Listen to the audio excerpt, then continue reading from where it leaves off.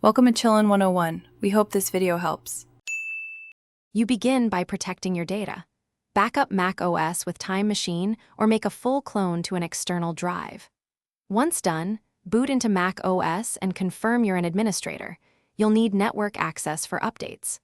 Open Bootcamp Assistant in Applications Utilities and choose the option to remove Windows or restore the disk to a single Mac partition. You're starting the process now because Bootcamp handles partition resizing safely if you let it manage the steps. You'll follow Bootcamp Assistant as it deletes the Windows partition and merges free space into your Mac OS volume. Let it complete without interruption.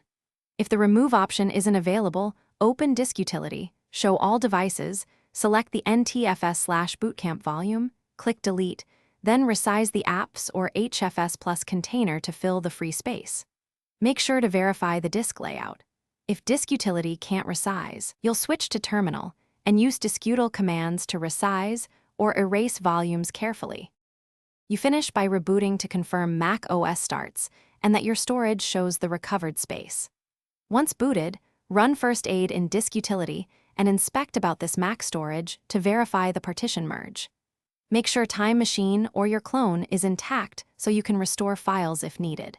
If you encounter boot or partition errors, use Internet Recovery to reinstall Mac OS or boot to a recovery USB. That one troubleshooting step usually resolves corruption or missing system. Thanks for watching. Consider subscribing if we helped you.